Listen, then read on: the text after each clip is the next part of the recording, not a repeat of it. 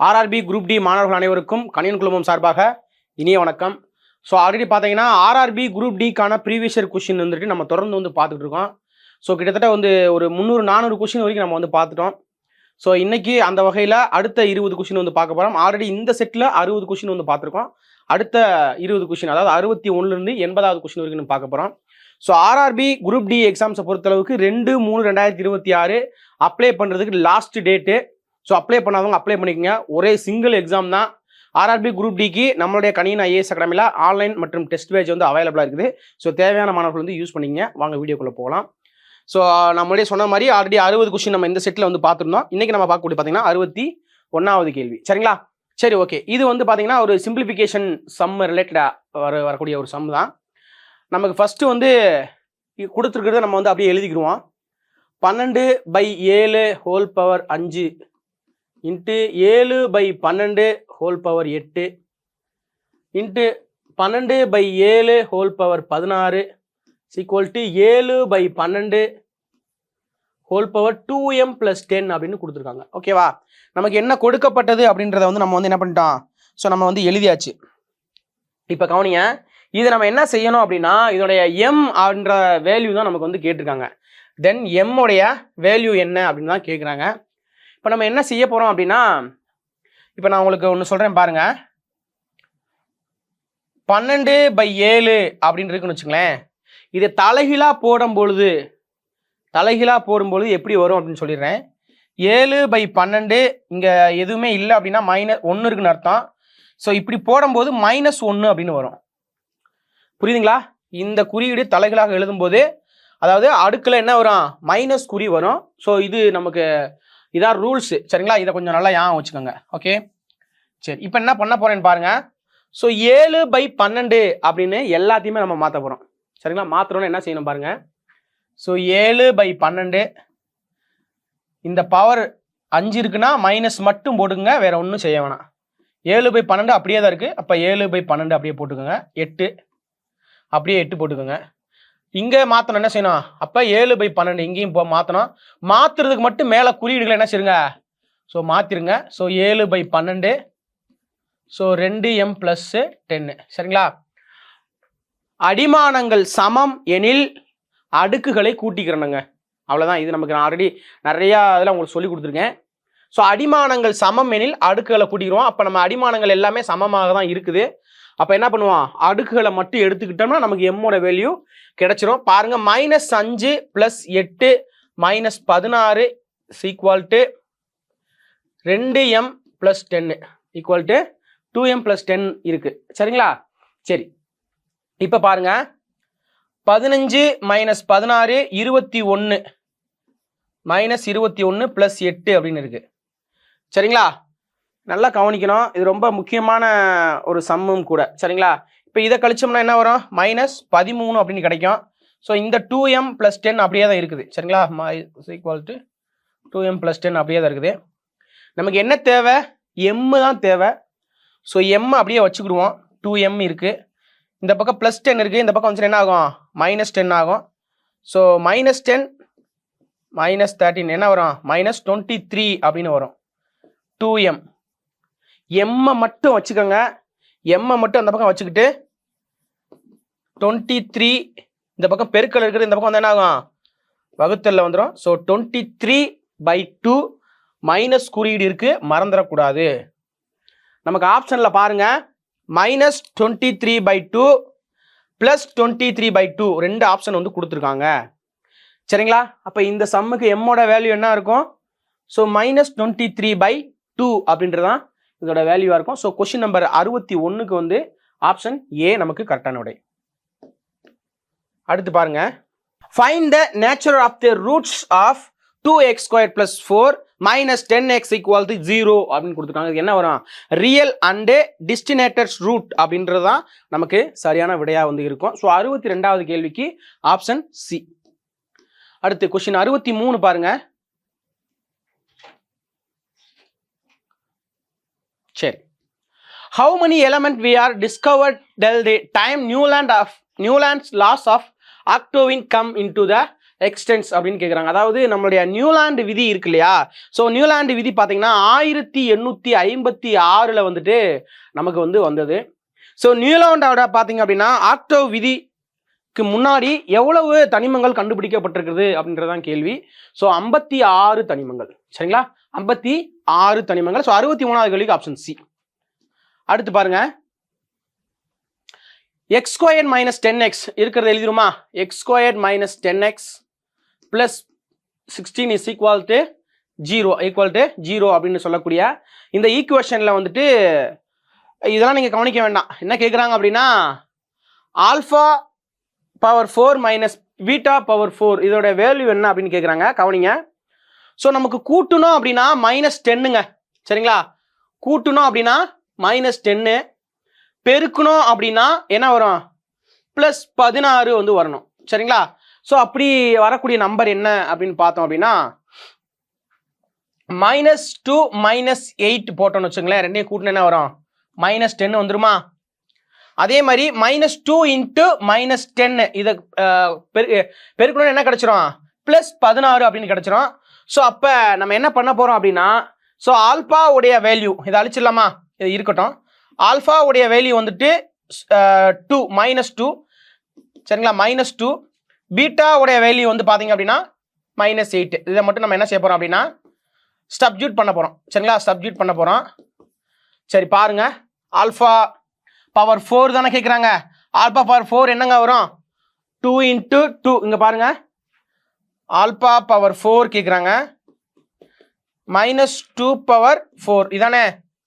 இது போட்டோன்னா என்ன வரும்? 2 2 4 4 2 8 8 2 16. என்ன 16 வரும்? +16 வரும். அதுதான் மோஸ்ட் இம்பார்ட்டன்ட்டு.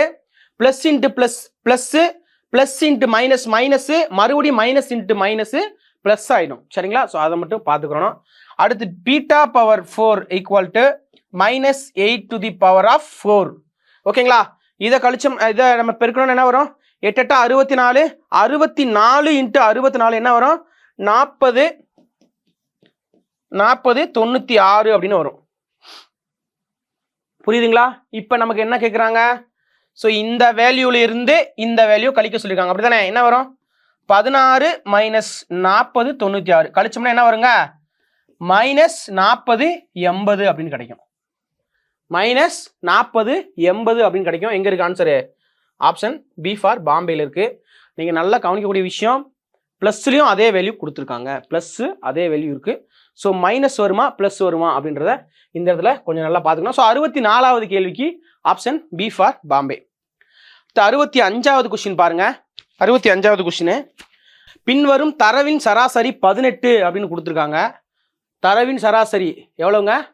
18 அப்படின்னு கொடுத்துருக்காங்க. ஸோ எக்ஸோடைய வேல்யூ என்ன இருக்கும் அப்படின்னு தான் கேட்குறாங்க. சரிங்களா? ஸோ இதுதான் கேள்வியாக கேட்டிருக்காங்க. எக்ஸோடைய வேல்யூ என்ன அப்படின்னு கேட்டிருக்காங்க. ஓகே, இப்போ பாருங்க.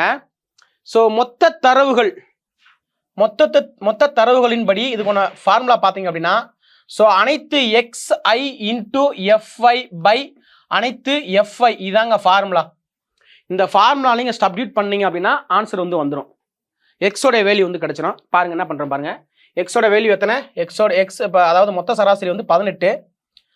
இப்போ என்ன பண்ணுறோம் அப்படின்னா xi × fi ரெண்டையும் பெருக்கி கூட்டணும். அவ்வளோதான். இது பெருக்கினா எவ்வளோ வரும்? 50 வரும். ஸோ இது 15x வரும். இது ரெண்டையும் பெருக்கணும் அப்படின்னா 2 7 14 140 வரும். இது ரெண்டையும் பெருக்கணும் அப்படின்னா ஸோ 100 200 வரும். ஓகேவா? கவனிங்க, இது அப்படியே எழுதுறேன்.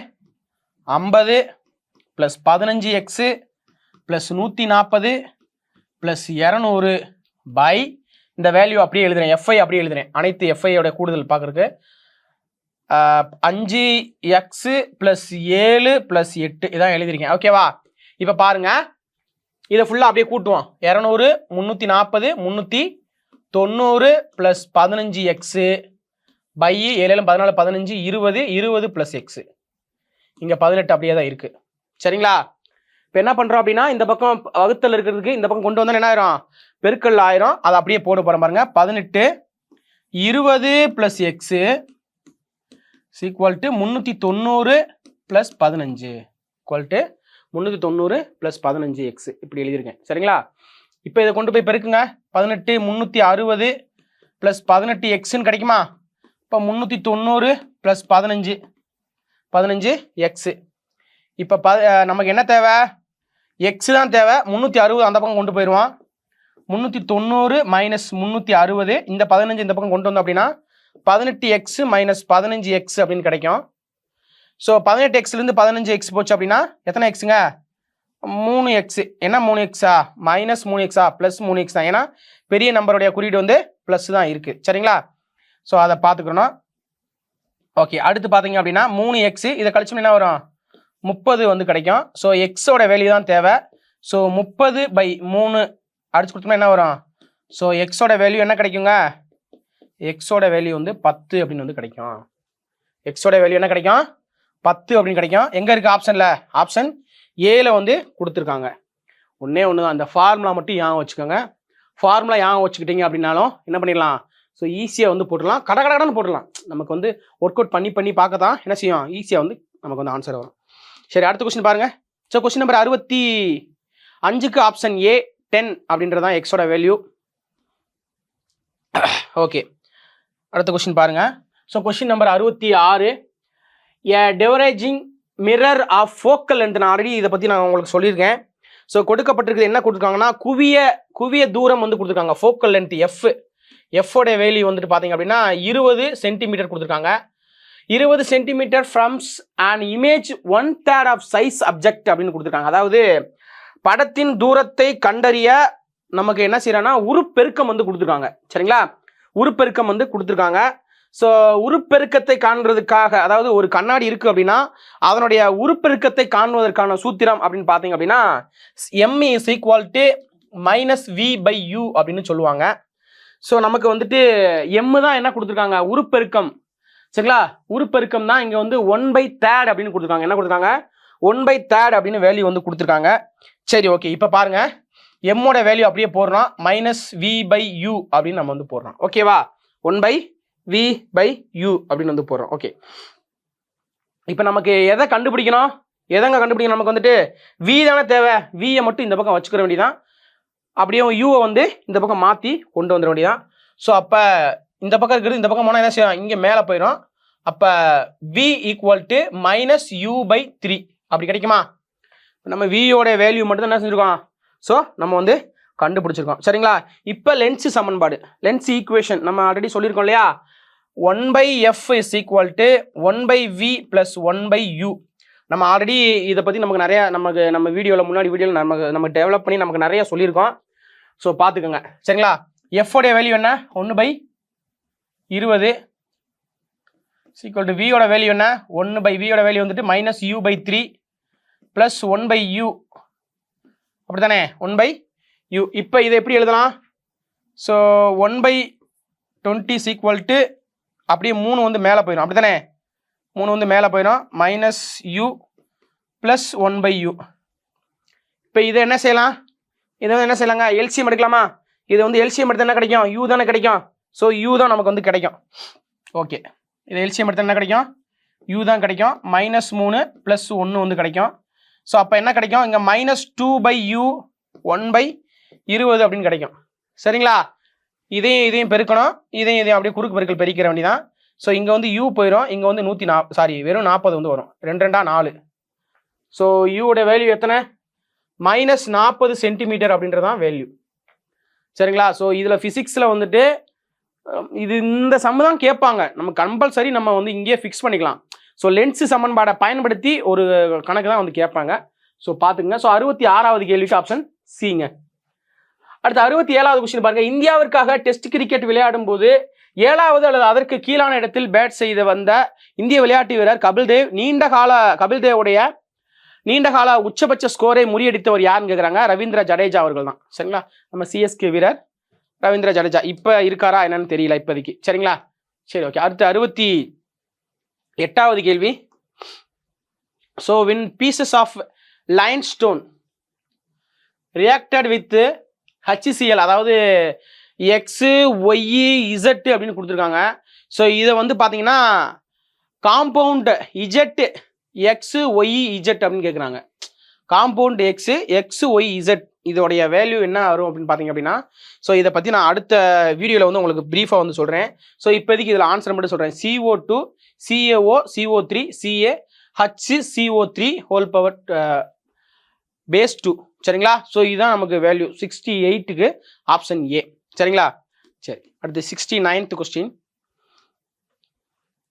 Okay, consider the following statement about the magnetic field due to bar magnetic. அதாவது நமக்கு காந்தப்புல கோடுகள் தொடர்பாக நமக்கு சரியான கூற்று எதா இருக்கும் அப்படின்னு கேட்குறாங்க. There is no field inside of the bar magnetic. அதாவது காந்தப்புல கோடுகள் இருக்கு இல்லையா, ஸோ காந்தப்புல கோடுகள் வந்துட்டு அதாவது எப்படி சொல்றது, நோ ஃபீல்டுன்னு கொடுத்துருக்காங்க. There is no field inside the bar magnetic கொடுத்துருக்காங்க. ஆனால் there is field inside the bar magnetic சரிங்களா. ஸோ அப்போ இந்த கூற்று வந்து தப்பு. அடுத்து பாருங்க, the field lines inside the bar magnetic are directed from the its north pole to south pole. அதாவது நார்த் போல்ல இருந்து சவுத் போலுக்கு போகும் அப்படின்னு சொல்லியிருக்காங்க. ஆனால் கிடையாது, இது அப்படியே இன்டர்சேஞ்ச் பண்ணி கொடுத்துருக்காங்க. என்ன பண்ணியிருக்காங்க, இன்டர்சேஞ்ச் பண்ணி கொடுத்துருக்காங்க. South pole to north pole அப்படின்றது தான் கரெக்டு. ஸோ இந்த ஸ்டேட்மெண்ட்டும் தப்பு தான். ஸோ ஸ்டேட்மெண்ட் 1 ஸ்டேட்மெண்ட் 2 ரெண்டுமேவும் தவறான ஸ்டேட்மெண்ட் தான். ஸோ 69வது கேள்விக்கு ஆப்ஷன் சி. அடுத்து 70வது கேள்வி பாருங்க. ஓகே, 70வது கேள்வி. த டயாகனல்ஸ் ஆஃப் த ரூம்பஸ் ஸ்காப்டு. அதாவது நமக்கு சாய் சதுரம் இருக்கு இல்லையா, சாய் சதுரத்தை கொடுத்துருக்காங்க. சாய் சதுரம் ஒன்று வந்து 96, இன்னொன்று வந்து 110 மீட்டர் லாங்கில் இருக்கு அப்படின்னு சொல்கிறாங்க. What is the parameter of the field அப்படின்னு கேட்குறாங்க சரிங்களா. சரி, ஓகே. ஸோ இந்த கேள்வியை பொறுத்தளவுக்கு பார்த்தீங்க அப்படின்னா, ஸோ நமக்கு சாய் சதுரம் நமக்கு கொடுத்துருக்காங்க அப்படின்னா இது என்ன பண்ணணும்னா, கொடுக்கப்பட்ட வேல்யூவில் வந்துட்டு அதோடைய பகுதி வேல்யூ, அதாவது 1/2 அப்படின்ற வேல்யூ தான் நமக்கு தேவை. ஸோ இதை 1/2 போட்டோம் அப்படின்னா 48. ஸோ 110 நமக்கு 1/2 போட்டோம்னா 55 சரிங்களா. இப்போ என்ன போகிறோம் அப்படின்னா பித்தாகரஸ் தேற்றத்தை பயன்படுத்த போகிறோம் சரிங்களா. பித்தாகரஸ் தேற்றத்தின் படி பார்த்தீங்க அப்படின்னா, ஸோ இந்த வேல்யூ நம்ம இந்த எடுக்க போகிறோம். So A square B square is equal to C square சரிங்களா. ஓகே, இதோட வேல்யூ வந்துட்டு இதுக்கு வந்து சமமாக இருக்கும் அப்படின்றத வந்து சொல்லியிருக்காங்க. சரி, ஓகே. நமக்கு வந்து பார்த்தீங்க அப்படின்னா இது நமக்கு வேண்டாம் சரிங்களா. S is equal to root of A square plus B square. இப்போ ஏ வந்துட்டு நம்ம என்ன பண்ணணும் 48ன்னு சொன்னோம். ஸோ பி வந்துட்டு 55 அப்படின்னு சொன்னோம், அப்படி தானே. ஸோ இது ரூட் எடுக்கணும், அப்படி தானே, ரூட்டு எடுக்கணும். ஸோ 48 வந்து ஸ்கொயர் பண்ணணும், எத்தனை வரும்? நான் ஆல்ரெடி வந்து ஸ்கொயர் பண்ணி வச்சுருக்கேன் சரிங்களா. 48 ஸ்கொயர் பண்ணோம் அப்படின்னா ஸோ 23,04 வரும். ஆல்ரெடி ரூட் வந்து இருக்குது சரிங்களா. ப்ளஸ் வந்து பார்த்தீங்க அப்படின்னா இதுக்கு வந்து 30, 25ன்னு வரும். 30, 25 வரும். ஸோ இது ரெண்டையுமே கூட்டணும் அப்படின்னா என்ன வரும்? 53, 29 அப்படின்ற வேல்யூ கிடைக்கும். ஸோ இது நம்ம ரூட் எடுத்தோம் அப்படின்னா, அதாவது 53, 29 அப்படின்ற ரூட் எடுத்தோம் என்ன வருங்க? 73 × 73. அதாவது சாய் சதுரத்தினுடைய ஒரு பக்கம். இப்போ 4 பக்கங்களுடைய கூடுதல் வந்து அதாவது 4 பக்கங்கள் வந்தால் தான் என்னது? ஸோ பாராமீட்டர் சுற்றளவு வந்து நமக்கு வந்து கிடைக்கும். ஸோ 73 × 4 சரிங்களா. A × 4, 4 × A அப்படின்னு சொல்லுவோம் இல்லையா. ஸோ பார்த்துக்கோங்க. ஸோ 73 × 4 பார்த்தீங்கன்னா என்னங்க வரும்? நமக்கு வந்து பார்த்தீங்கன்னா 292. 3 12, 1 7 28, 29, 292 வந்து வரும். ஸோ 70வது கேள்விக்கு ஆப்ஷன் சி தான் நமக்கு சரியான விடை. அடுத்த கொஸ்டின் பாருங்க. 71வது கேள்வி. ஓகே, ஏதோ ஒரு நம்பர் கொடுத்துருக்காங்க. முதல் ஸ்டேட்மெண்ட்டை வந்து பார்த்துக்குருவோம். ஒற்றை இலக்க எண்ணிலிருந்து 1ஐ கழிக்கணுமா? அதாவது என்ற எண்ணில் ஒவ்வொரு ஒற்றைப்படை எண்களிலிருந்து 1ஐ கழிக்கணுமா? அடுத்து பார்த்தீங்க அப்படின்னா ஒவ்வொரு இரட்டைப்படை எண்களிலிருந்து 2ஐ கூட்டணுமா? கவனிங்க, ஒற்றைப்படை என்ன இருந்துச்சு அப்படின்னா 1 வந்து கழிக்கணும், இரட்டைப்படை என்ன இருந்துச்சு அப்படின்னா 2ஐ வந்து கூட்டணும் சரிங்களா. அந்த ஸ்டேட்மெண்ட் அப்படி இருந்துச்சு அப்படின்னா உருவான புதிய எண்ணில், அதாவது புதுசாக உருவாகுது இல்லையா, அந்த எண்ணில் இடம் இருந்து 2ஆவதாகவும் வலம் இருந்து 2ஆவதாகவும் இருக்கும் இலக்கங்களுடைய கூட்டுத்தொகை என்ன அப்படின்னு கேட்குறான் சரிங்களா. ஓகே, கணக்குக்கு போயிடுவோம். இப்போ பாருங்க, இரட்டைப்படை எண்கள் என்ன சொல்லியிருக்கான்? 2 கூட்ட சொல்லியிருக்கான். நீங்கள் அதெல்லாம் ரொம்ப போட்டு குழப்பிக்கிறாதீங்க. என்ன கேள்வி கேட்டிருக்கான் அப்படின்னா வலப்பக்கம் இருந்து 2ஆவது, இடப்பக்கம் இருந்து 2ஆவது 2 வந்து பார்த்துக்கிற வேண்டியதான். இரட்டைப்படை என்ன இருக்காது, அப்போ என்ன செய்யணும்? 2 வந்து கூட்டணும். 2 வந்து கூட்டினா என்ன செய்யும்? இது 4000, இந்த நம்பரும் 4000. இந்த நம்பருடைய கூடுதல் என்னன்னு தான் கேட்டிருக்கான். கூடுதல் எவ்வளவு? 8 தான் ஆன்சர். நீங்கள் சில பேர் என்ன செய்வாங்கன்னா ஒவ்வொரு நம்பரையும் மாற்றிட்டு இருப்பாங்க. அப்படி மாற்றக்கூடாது. நமக்கு என்ன கேள்வி கேட்டிருக்காங்களோ டேரெக்டாக அங்கே போயிடணும். ஸோ வலப்பக்கம் இருந்து இரண்டாவதாக இருக்கக்கூடிய நம்பரையும் இடப்பக்கம் இருந்து இரண்டாவதாக இருக்கக்கூடிய நம்பரையும் கூடுதல் என்ன வரும் அப்படின்னு தான் கேட்குறாங்க. ஸோ மொதல் ஸ்டேட்மெண்ட் என்ன அப்படின்னா இரட்டைப்படை எண்களாக இருந்துச்சுன்னா 2 வந்து கூட்டிக்கணும்னு சொல்கிறாங்க. ரெண்டுமே இரட்டைப்படை எண்கள், 2 கூட்டணும் அப்படின்னா 4 வரும். இது ரெண்டுக்கும் கூடுதல் வந்து எவ்வளோ வரும்? 8 வந்து வரும். ஸோ இதுக்கு சரியான விடை பார்த்தீங்க அப்படின்னா 8 தான் சரியான விடை. 8 ஆப்ஷன் ஏல வந்து இருக்குது. இப்போ 71வது கேள்விக்கு ஆப்ஷன் ஏ தான் நமக்கு சரியான விடை. சரிங்களா? அடுத்து 72வது கேள்வி பாருங்க. பின்வரும் எந்த நகரத்தில் புகழ்பெற்ற ஜெகநாதர் கோயில் இருக்கு அப்படின்னு கேட்குறாங்க.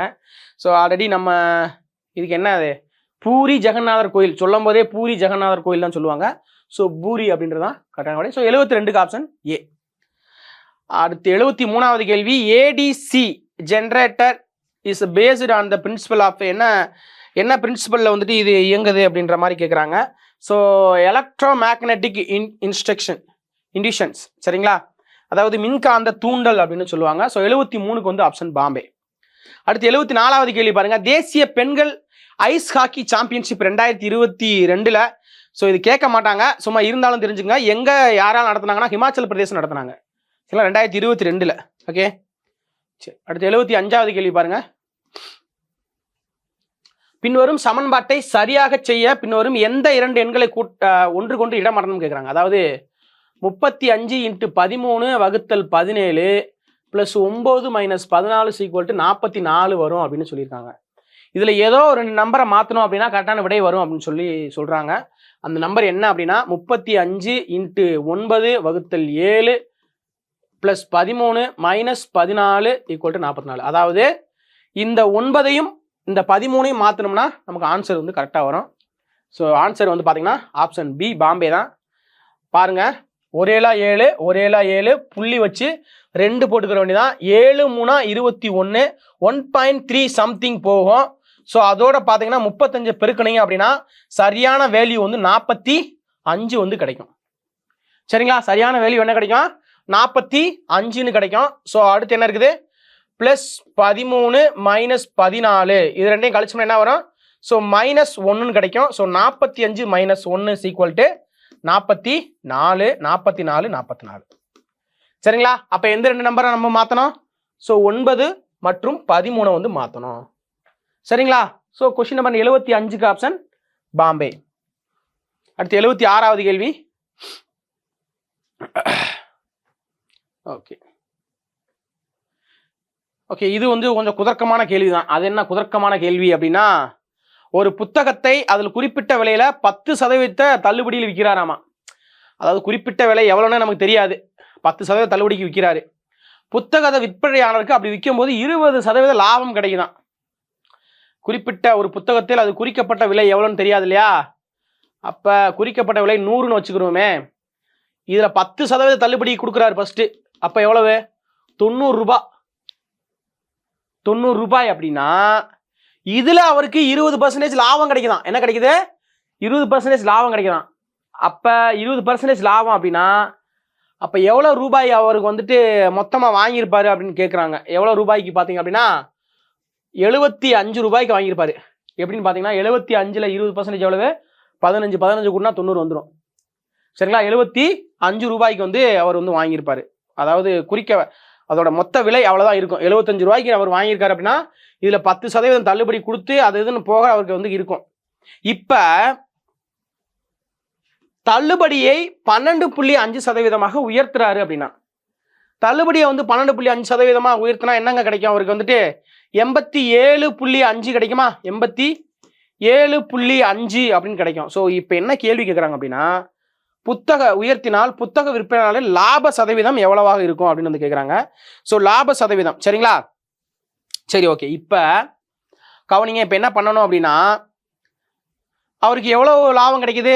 12.5 கிடைக்குதா? 12.5% தள்ளுபடியை வந்து கொடுக்குறாரு அப்படின்னா, ஸோ இதை என்ன பண்ணிடணும் அப்படின்னா, இதை டைரெக்டாக கொண்டு போய் ஸோ 75ல், அதாவது இந்த 75ல் கொண்டு போய் அப்படியே பெருக்கிட்டோம் அப்படின்னா நமக்கு நம்மளுடைய சமன்பாடை போட்டோம் அப்படின்னா ஸோ ஆன்சர் வந்து வந்துடும். நமக்கு பாருங்கள் 3 வந்து வரும், இங்கே 4 வரும். சரிங்களா? 4 வரும். ஸோ 12 25 12 25 50/3 அப்படின்னு கிடைக்கும். 50/3 கிடைக்கும்.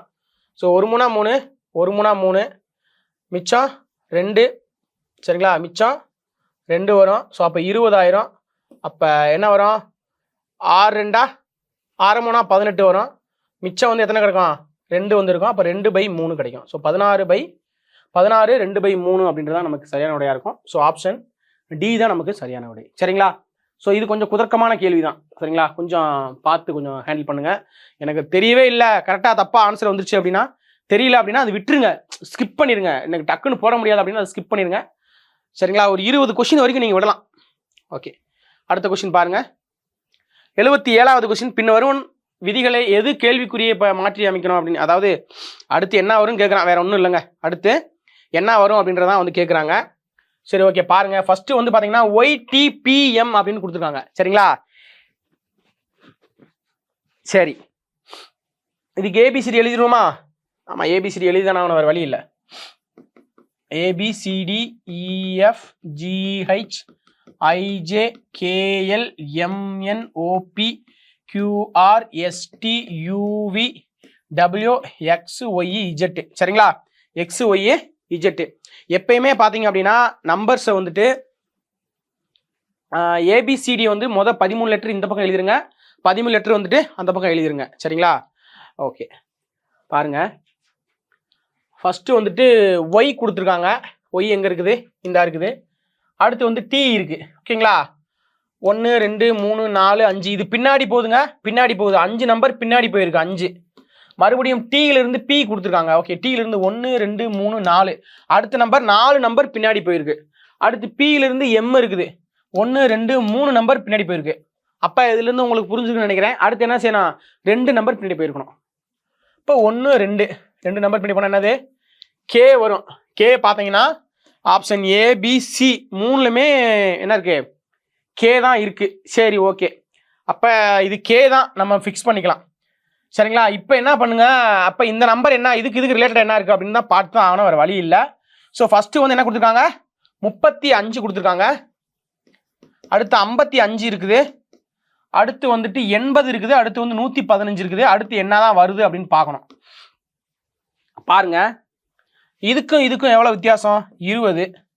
இதுக்கும் எவ்வளோ வித்தியாசம், 15 65 75 85. சரி 80, 25 வித்தியாசம். 80 90 100, இதுக்கு வந்து 35 வித்தியாசம். புரியுதுங்களா, கவனிங்க. என்ன சார் இது 5 இது 10 ஏதோ ஒரு வித்தியாசத்தில் போயிட்டு இருக்கு.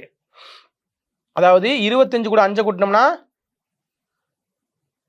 20 கூட 5 கூட்டிருக்காங்க 25, 20 கூட 10 கூட்டிருக்காங்க. இதை டபுள் ஆக்கி கூட்டியிருக்காங்க 35. இப்போ இதை டபுள் ஆக்கி அந்த பக்கம் கூட்டணும். இதை டபுள் ஆக்கி என்ன செய்யணும், இந்த பக்கம் கூட்டணும். அப்போ 55 கூட்டணும். ஸோ 115 55 கூட்டணும் அப்படின்னு என்ன வரும், 10 மிச்சம் 1. ஸோ 5 6 7 170 இருக்கா, 170 ஆப்ஷன் பியில் வந்து இருக்குது. K 170. சரிங்களா, ஸோ இதுதான் நமக்கு இப்படி தான் போகணும். ஸோ இது கொஞ்சம் ஸ்பீடாக போட்டு பார்த்துங்க. 77வது கேள்விக்கு ஆப்ஷன் பாம்பேங்க. அடுத்து 78வது கேள்வி பாருங்க. ஓகே, 78வது கேள்வி. They are the 3 adjacent faces of a solid cube are the 66 centimetre மற்றும் 198 சென்டிமீட்டர் ஸ்கொயர் கொடுத்துருக்காங்க. What is the volume of the cubed, நமக்கு கியூப் நம்பர்ஸோடைய வால்யூம் எவ்வளோன்னு கேட்குறாங்க. அதாவது இது ஃபுல்லாமே ஒரு கியூப் நம்பர்ஸ் அப்படின்னு சொல்லி கொடுத்துட்டாங்க. சரிங்களா, இப்போ கவனிங்க. இதை இந்த 66 வந்து எப்படி பிரிக்கிறோம் அப்படின்னு பார்த்தீங்கன்னா 11 × 66 அப்படின்னு பிரிக்கிறோம். இந்த 198 எப்படி பிரிக்கிறோம் அப்படின்னு பார்த்தீங்க அப்படின்னா 11 × 18 அப்படின்னு பிரிக்கிறோம். சரிங்களா, ரூட் ஆஃப் இந்த ரூட்டுக்குள்ளே நம்ம போட்டோம் அப்படின்னா A² + B² + C² அப்படின்னா வரும். சரிங்களா, A² B² C². சரிங்களா, இப்போ கவனிங்க, நான் என்ன பண்ண போறேன் அப்படின்னா இந்த மாதிரி கேள்விகளுக்கு இதான் மெத்தட், நான் சொல்லி கொடுக்குறதா மெத்தடு. சரிங்களா, நீங்கள் இன்னொரு நம்பர் என்னன்னு நமக்கு தேவையே கிடையாது, நமக்கு அந்த நம்பர் என்னன்னு நமக்கு தேவையே கிடையாது. ஸோ இதனுடைய என்ன பண்ணுறேன்னு பாருங்க, 11 × 6 × 11 × 18 211 இருக்குது எப்பயுமேவும். ஸோ நமக்கு போடும்போது பார்த்தீங்கன்னா 211 218 26 வரணும். அப்போ இன்னொரு நம்பர் என்னதான் இருக்குன்னா ஒரு நம்பர் வந்துட்டு 6 இருக்கும், இன்னொரு நம்பர் வந்து 18 இருக்கும். அப்போ நமக்கு ரூட்டுக்குள்ளே 211 வந்துருச்சு, 216 வந்துருச்சு, 218 வந்துருச்சு. ஓகேங்களா?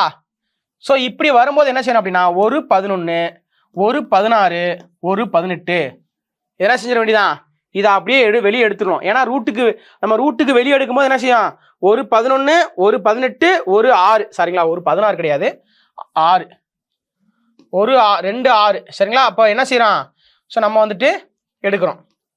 இப்போ என்ன வரும் 11 6 66 இன்ட்டு 18 66 இன்ட்டு 18 என்னங்க வரும், ஸோ 1188 வருமா. ஸோ அவ்வளோதான் ஆன்சர். ஓகேவா? ஸோ 78வது கேள்விக்கு ஆப்ஷன் சி தான். இந்த கணக்கு அப்படியே பார்த்து வச்சுங்க. இந்த மாதிரி கேட்டாங்கன்னா இந்த மெத்தடில் நீங்கள் போட்டுருங்க. ஓகேவா? சரி, அடுத்த கேள்வி பாருங்க. 79வது கேள்வி. இதெல்லாம் படிக்க வேணாம். Refer the following letters number symbol series and answer the questions கொடுத்துருக்காங்க. இந்த பக்கம் லெஃப்ட், இந்த பக்கம் ரைட்டு. சரிங்களா? Okay. If all symbols are drop from the series which of the following will be 9th from the right. Okay right. என்ன சொல்றாங்கன்னா if all the symbols are drop from the series, first இது, அதாவது இந்த வரிசையில் இருக்கக்கூடியதுல எல்லா சிம்பிளையுமே எடுத்துருங்க அப்படின்றாங்க. எல்லா சிம்பிள்ஸ் எடுத்துடலாமா? சிம்பிள்ஸை பூரா எடுத்தாச்சு. ஓகே, எங்கெங்கெல்லாம் சிம்பிள் இருக்கோ அதை ஃபுல்லாக எடுத்தாச்சு. இப்போ என்ன கேட்குறான் அப்படின்னா which of the following will be 9th from the right. ரைட்ல இருந்து 9வது இடத்துல எது இருக்கு அப்படின்னு கேட்குறான். அங்கே பாருங்க 1 2 3 4 5 6 7 8 9. 9வது இடத்துல என்ன இருக்கு, 4 தான் இருக்குது. வேலை முடிஞ்சு. நம்ம கொடுக்கப்பட்ட கான்செப்டை வந்து நம்ம என்ன செய்யணும், அப்சர்வ் பண்ணணும். அப்சர்வ் பண்ணிட்டோம் அப்படின்னா ஸோ ஈஸியாக வந்து நமக்கு வந்து வந்துடும். ஓகேவா? ஸோ 79வது கேள்விக்கு ஆப்ஷன் பாம்பே. அடுத்து 80வது கேள்வி பாருங்க. ஓகே, 80வது கேள்வி. பின்வருவனவற்றில் எது நடுநிலையாக்கல் வேதி வினைக்கான ஒரு எடுத்துக்காட்டு அப்படின்னு வந்து கேட்குறாங்க.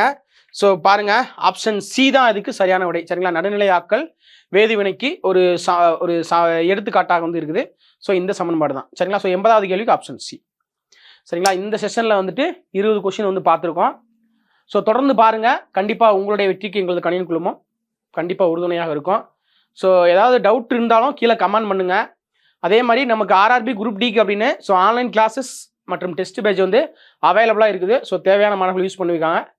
உங்களுடைய வெற்றிக்கு எங்களது கணினி குழுமம் என்றும் உறுதுணையாக இருக்கும். நன்றி, வணக்கம்.